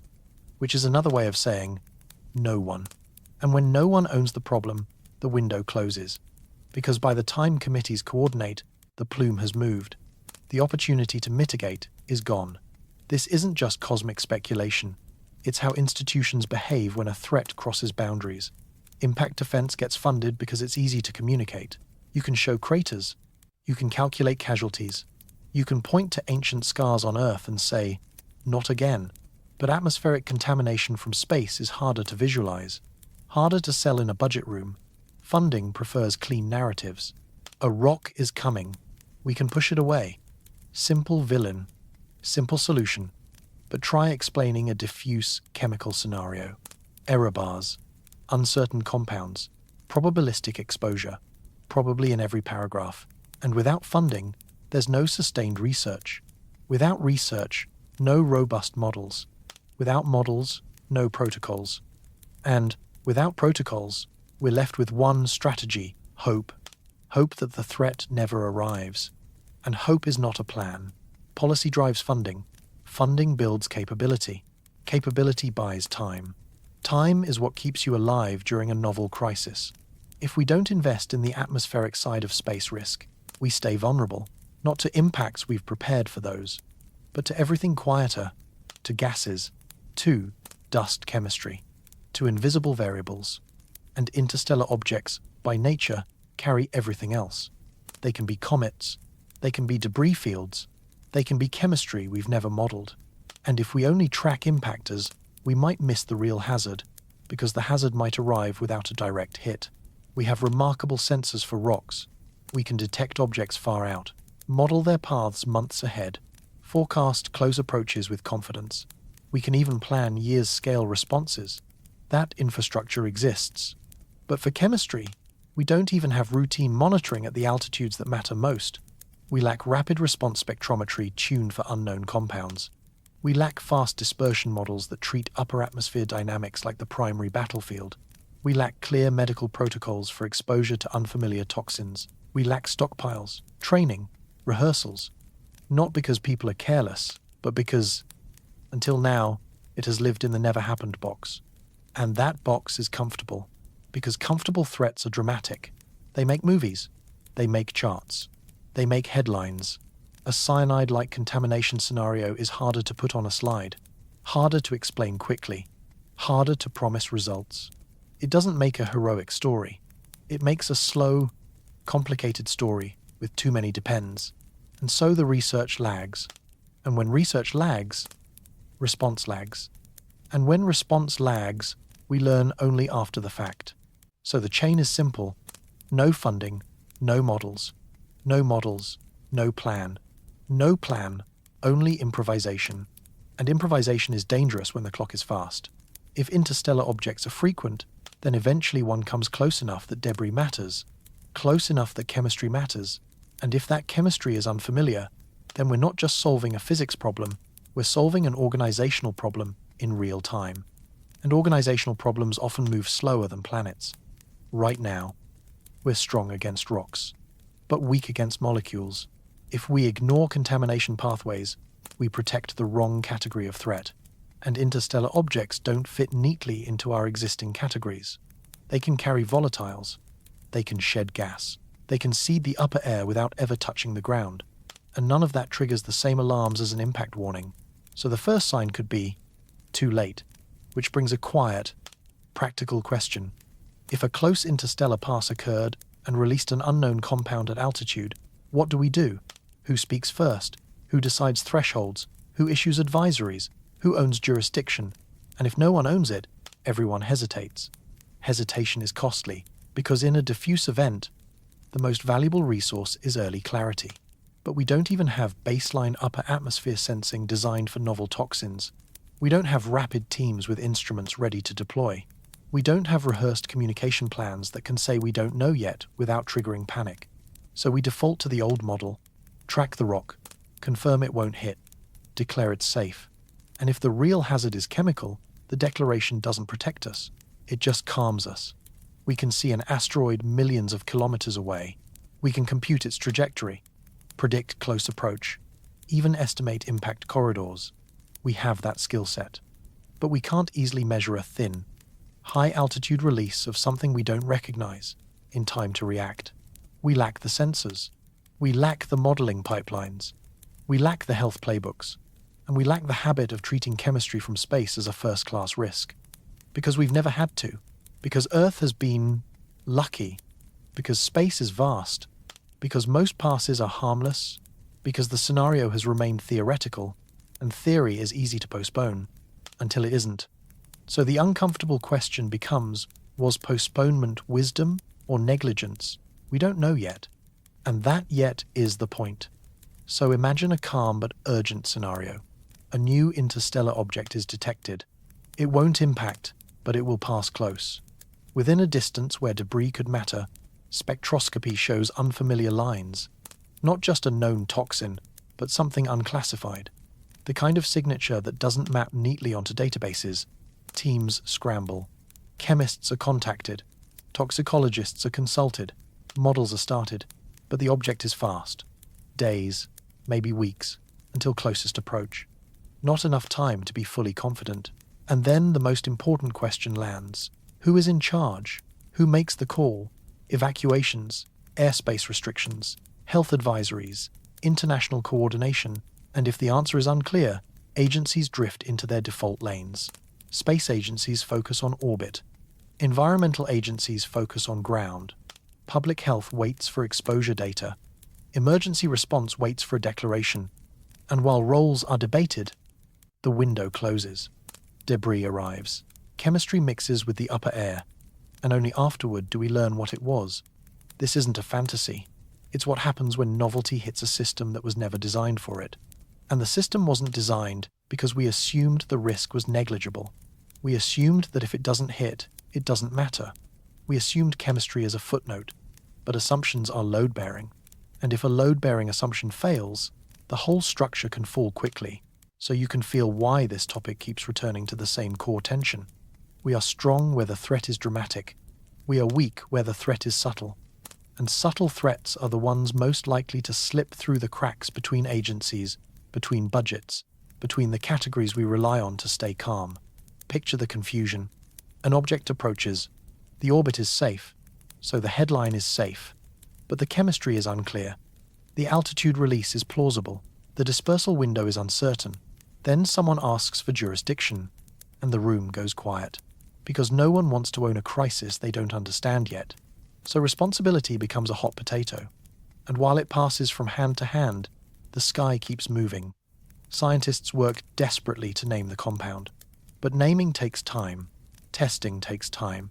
Agreement takes time. And interstellar objects do not wait. They keep their schedule.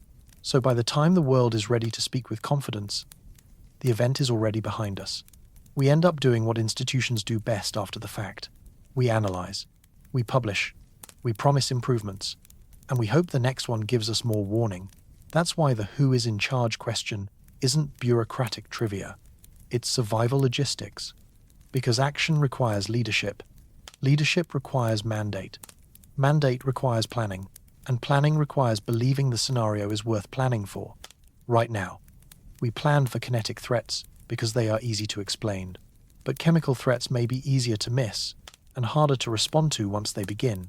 If responsibility is scattered, response becomes slow. NASA might say it's not our scope once it touches air. Environmental agencies might say it's not our scope until it touches ground. Public health might say we need confirmed exposure first. Emergency response might say we need a formal declaration. And in the time it takes to create a declaration, the atmosphere has already done what atmospheres do. It has mixed. It has moved. It has carried the problem into places you didn't predict. So, by the time the paperwork catches up, all you can do is measure. And hope is not the kind of tool we want at planetary scale. This is why the gap matters. Not because doom is certain, not because the sky is plotting, but because systems fail most often at their seams, at the boundaries between roles, at the places where someone else was supposed to handle it. So, if we ever want real readiness, we'd need an umbrella framework that joins the disciplines. Space tracking, atmospheric science, toxicology, public health, emergency management, all under one rehearsed plan.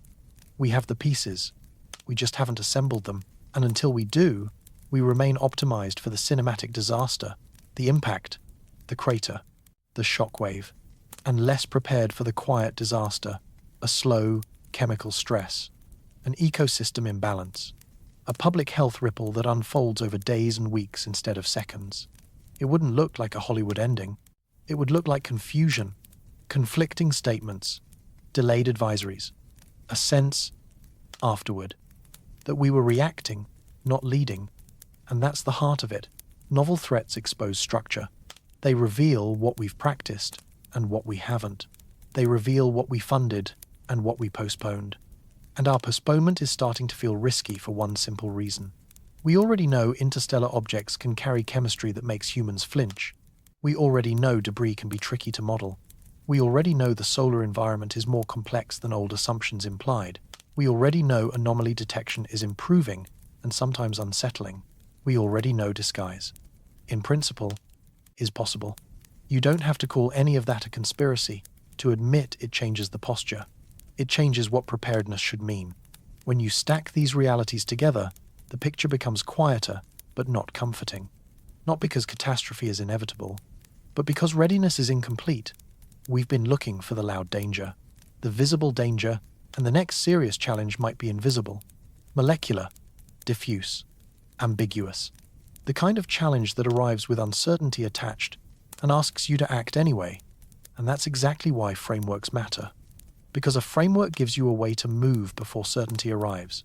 It's uncomfortable, but it's also practical. We have atmospheric scientists who understand dispersion. We have chemists who understand reactions. We have toxicologists who understand dose. We have public health experts who understand messaging. We have emergency managers who understand coordination. The capability exists in pieces. What's missing is the bridge. The plan that connects object detected to compound, identified to risk, communicated to response deployed. Until that bridge exists, we are defending the stage door while leaving the back door open. And the back door is subtle. It's not a rock. It's a molecule. It's not a crater. It's a thin layer of altered chemistry where life breathes. We built defenses for drama, and we may need defenses for nuance, for slow events, for uncertain events, for events that don't announce themselves with a flash in the sky, because the threat landscape in space may be expanding beyond impact, and if we don't expand our thinking with it, then the next lesson won't be theoretical. It will be real. We chose the clean story, the asteroid story, the story with a single object and a single solution, and we overlooked the quieter story, the one that unfolds like weather, like chemistry, like invisible change. And if that's the kind of story the universe decides to tell next, we'll want to be ready before the first line is spoken. And here's the uneasy truth. If something out there ever meant to harm Earth, it wouldn't choose a rock. Rocks are loud. Rocks are obvious. They light up our tracking systems. They trigger alarms. They bring people together. They turn a target into a story, with heroes and budgets and solutions. But chemistry is quiet. Chemistry can hide in plain sight. It can be denied. It can be argued over. Was it natural or engineered? Harmless or harmful? An accident or an intention? And while those questions drift from desk to desk, the moment has already passed. The effect has already moved through the air, and the world is left debating what it should have done. And that is the real gap in planetary defense. Not the physics, not the math, the framework, the structure, the slow machinery of responsibility, the willingness to invest in threats that haven't happened yet, and the cultural shift that treats molecules with the same seriousness as momentum. Which brings us to the final question, the one that ties the whole thread together. Was 3I Atlas a warning, or simply a strange coincidence? Was it a dumb bullet, or a smart one? Part 15. Final verdict. Let's return to the beginning and breathe it through, slowly. An interstellar visitor. Cyanide signatures. A flyby, 50 million kilometers away. Mainstream models said safe. Dispersal predicted. No crisis. And they were probably right. Probably. Because if the object was natural, just debris from another star, drifting with no purpose, no steering, no plan, then yes, it was harmless. In that ordinary story, the solar wind thins the gas. Sunlight pressure nudges dust outward. The debris never truly approaches. We were never in danger. The cyanide becomes a footnote, a curious detail, a reminder that space chemistry can feel unfamiliar, even when it's mundane. But if you allow the other door to open, even slightly, what if it wasn't purely natural? What if there was intent? What if it was placed, released, aimed? Then the meaning flips. Because intent changes the math. A missed distance stops being comforting if something can correct course. Probability stops being soothing if someone is choosing the outcome. And yet, we have to be careful here. Very careful. There is no direct evidence that 3I Atlas was artificial. No unmistakable signature. No behavior that demands intelligence. No anomaly that forces the conclusion. The ordinary explanation fits the data. And in science, ordinary explanations deserve first place. But fitting the data is not the same as closing every possibility. And the real question isn't proof. The real question is certainty. Can we say, with complete confidence, that the object was unquestionably harmless? And the honest answer is not completely. Because we didn't meet it up close. We didn't touch the surface. We didn't drill. We didn't open it. We watched from far away. We measured and we inferred. Inference can be powerful, but it isn't contact. It isn't inspection. And our models rely on a central assumption that the object was passive, that it followed natural behavior, without any capacity for guidance, without any hidden decision. And we can't truly verify that assumption. We can only say, we didn't catch it breaking the rule. And that's a subtle difference, but it matters. Because we didn't detect is not the same as it wasn't there. It's a limit of observation, a boundary of distance, a blind spot in the night sky. And in that blind spot, uncertainty settles. And uncertainty is where risk likes to rest, quietly, patiently. So, let's name what we actually measured. We measured light, sunlight reflecting off a surface we could never reach. We measured spectra, thin fingerprints in wavelength, hinting at chemistry, not revealing structure. We measured motion, tiny dots shifting across star fields, and we built an orbit from that motion. From these signals, we assembled a picture that is likely correct, but still, a picture. We didn't sample. We didn't rendezvous. We didn't verify with our hands. And we trusted the picture because it usually works. When we've flown close to familiar comets, their reality matched our distant readings. The physics held. But there's a quiet detail here. We've mostly done that with comets born in our own solar system, comets that share our sun's history, comets we've watched for generations, comets that feel knowable. Interstellar comets are not like that. We've seen only a few, 3 confirmed, maybe a 4th depending on the paperwork of confirmation. That isn't a population, it's a whisper of one. Not enough to define normal, not enough to set comfort as a baseline. And yet we still use the same frameworks, the same instincts, the same assumptions. We apply solar system expectations to visitors from beyond it. Maybe that's fine. Maybe a comet is a comet everywhere. But maybe there are details we haven't learned yet. Subtle differences. How volatiles are trapped. How grains are layered. How chemistry binds inside the ice. Differences that spectroscopy can miss. Differences that only appear when you're close enough to test, not just interpret. And that is why a verdict can be calm and still not absolute. So here is the verdict, in the gentlest language possible. 3I Atlas was almost certainly a dumb bullet. Random debris. A cosmic accident. A strange traveler passing through. The chemistry was real. The flyby was real. And the threat, in the end, was not, but almost certainly isn't the same as certain. And that difference matters only because of what comes next, not what already passed. If the next object is not random, if the next one carries intent, then our current posture is too narrow. Our models aren't built for that. Our institutions aren't shaped for that. And our response would arrive late because the argument would arrive first. So, what do we do with a risk we can't prove? We do what we always do with low probability. High consequence realities. We acknowledge the uncertainty, and we strengthen the weak seams. We build frameworks before the night forces us to. We fund the research that fills in the blind spots. We develop detection methods that look beyond impact. We train systems, including AI, to notice the small deviations without fear, without ego, without dismissal. We update the assumptions about solar wind behavior, about variability, about timing windows. We create response plans for atmospheric contamination. We stop treating chemistry like a side note, and we do it calmly, methodically, the way science does its best work. That means better sensing, more sensitive instruments that can read molecular signatures at greater distance, more capable telescopes that can resolve structure sooner and sharper, and when possible, fast response missions, spacecraft that can approach an interstellar visitor before it slips away. It also means coordination, clear international protocols, data sharing without friction, agreements about thresholds, shared language for uncertainty, and yes, difficult conversations, probability versus consequence, skepticism versus preparedness. How to communicate we don't know without creating panic, because science is excellent at discovering truth, but catastrophe doesn't always wait for peer review. That doesn't mean we abandon rigor. It means we respect time. Consensus takes months. Policy takes years.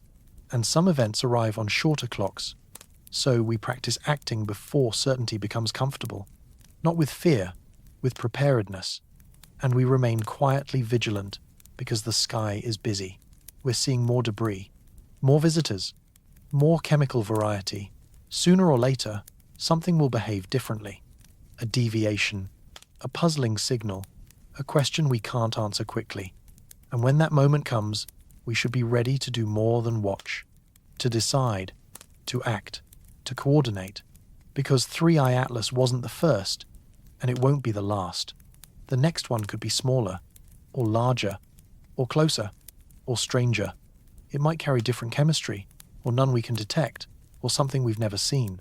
It might pass harmlessly, or it might not. And the real question won't be, is it dangerous? The real question will be, are we prepared to find out? Because maybe we didn't dodge a bullet. Maybe we dodged a question. And next time, the answer might matter more than the distance. The universe isn't empty. It isn't silent. It's full of debris, full of chemistry, full of trajectories we can calculate and motivations we cannot measure. And statistically, inevitably, some objects will come close enough to force a choice. Rock or container, chance or intent, dumb or smart. And the scariest part is simple. We might never know the difference. Not in time. Not until consequences appear in air chemistry, in ecosystems, in the slow stress of a biosphere that assumed it was safe. So consider what happened. Softly, an object appeared. A toxin signature was detected. A flyby occurred close enough to matter if the models were wrong. And then it left. No impact. No confirmed contamination. No crisis. A quiet win for the standard explanation. But it still leaves a question hanging. Was it only a non-event? Or was it a kind of rehearsal we didn't recognize? Was anyone watching? Not as a certainty, just as a possibility. The mind can't fully silence. Watching whether we noticed the chemistry. Watching whether we argued or prepared. Watching how quickly we built meaning and how quickly we relaxed. And if that thought feels too much, let it pass like a cloud. Because it is speculation. It sounds like fiction. And most of the time, it belongs in fiction. But sometimes, history reminds us that the ideas once labeled impossible were merely unloved until evidence arrived. So we don't cling to the fear, we don't worship the suspicion, we simply admit the uncertainty exists. 3i Atlas is gone now, beyond reach, beyond inspection. We may never know what it truly was. We can only say it behaved as expected, this time, and the galaxy is patient. The next visitor is always out there somewhere. Maybe natural, maybe not. Maybe decades away, maybe sooner. Maybe already drifting in the outer dark, waiting for a favorable geometry, a quiet solar wind window, a timing that makes small differences matter. And when it arrives, we'll do what we always do. We'll observe, we'll measure, we'll model, we'll compute missed distances, we'll analyze chemistry, and we'll probably say it's safe, because the simplest explanation usually is probably, but probably is not armor. It's comfort. It's statistics. It's the best we can say when we're far away. And sometimes the universe lets that be enough. Sometimes the bullet is dumb, but not always. So we hold one lesson gently in mind. Don't confuse probability with certainty. Don't confuse models with reality. Don't confuse ignorance with safety. Because vulnerability grows the moment we stop imagining that rare events can happen. And if a rare event ever arrives, it won't care what we believed. It will only care what we built. The universe doesn't reward vigilance. It doesn't punish complacency. It simply moves, mechanically, indifferently, sending debris and chemistry and questions toward a small planet wrapped in an atmosphere as thin as paper. So we watch the sky, and we do the math, and we hope the assumptions hold, and we try not to mistake hope for a plan. For now, we rest, and we stay quietly aware that the next flyby may be only a footnote, or the moment a question becomes unavoidable. And now, as you let your eyes grow heavy, and your breathing slow, thank you for spending this time with me. If this story left you curious, or simply calm, that's enough for tonight, because the night doesn't ask you to solve the universe, only to release it, one thought at a time. Good night, and thank you for listening.